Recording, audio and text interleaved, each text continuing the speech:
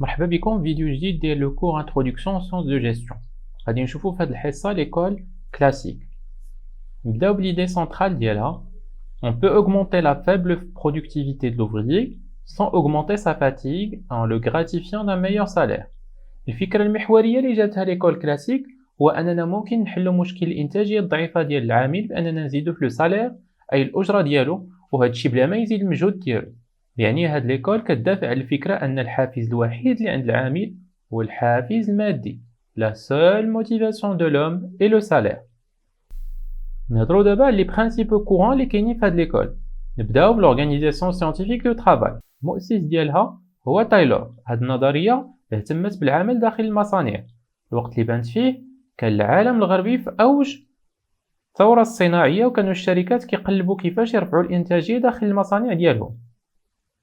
L'organisation scientifique de travail دعت لتقسيم دقيق للعمل، يعني la division du travail، من خلال إجبار العمال على أنهم يوليو مجرد منفذين لدي تاش ريبيتيتيف.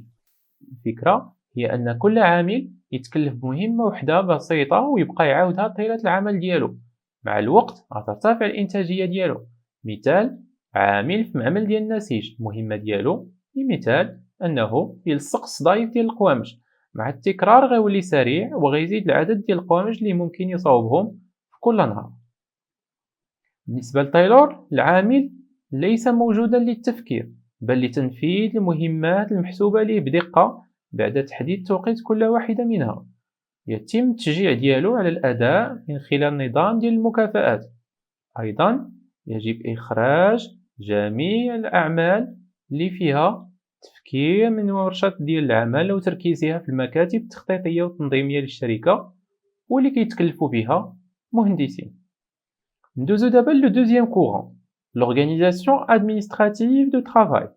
فونداتور يعني المؤسس ديالها هو فايول، اللي كان في نفس الوقت مدير شركة.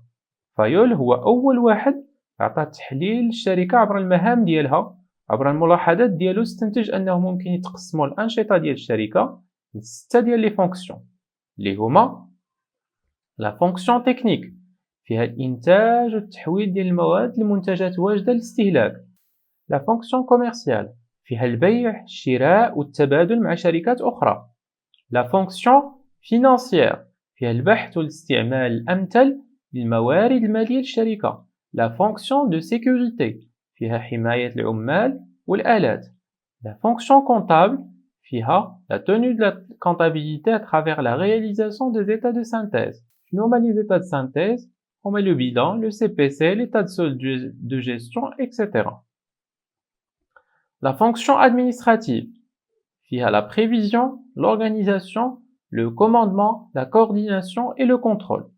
بالنسبة لفايول هذه أهم فونكسيون حيت هي الوحيدة اللي كيديرها لو ديريجون على عكس الآخرين اللي ممكن يفوضهم الناس اللي خدامين معاه.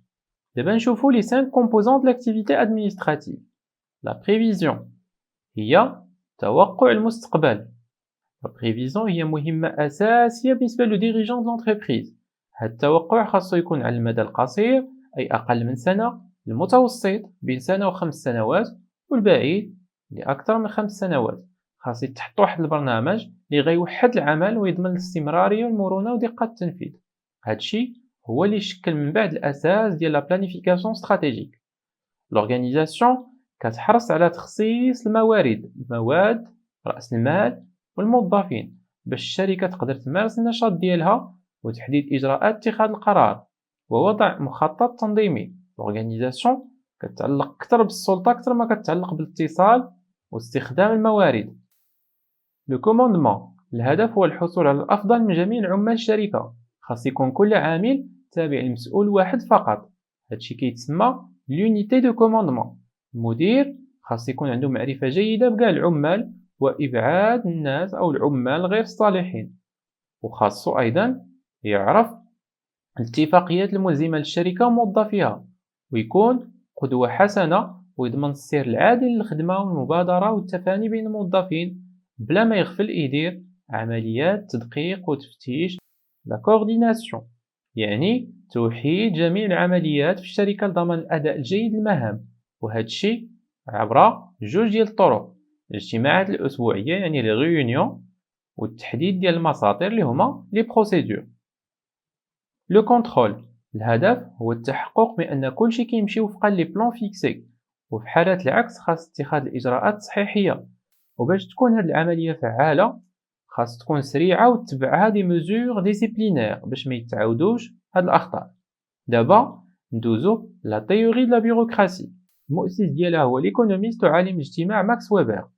هاد العالم اقترح واحد الطريقة عقلانية pour la gestion de l'entreprise اللي استمدها من الجيش الألماني. الأفكار الأساسية لهاد الكورون هي dominance du droit et des règlements، يعني أن القانون هو السائد في أي شركة ماشي التقاليد أو سلطة المدير.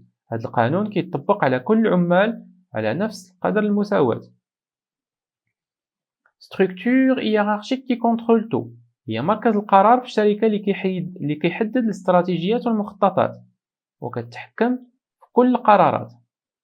strict définition des tâches et de l'autorité de chacun، هي التحديد الدقيق لمهام وسلطات كل واحد داخل الشركة، أي أن كل مستخدم خاصو ينفذ بالحرف القرارات وما يحاولش يزيد من راسو.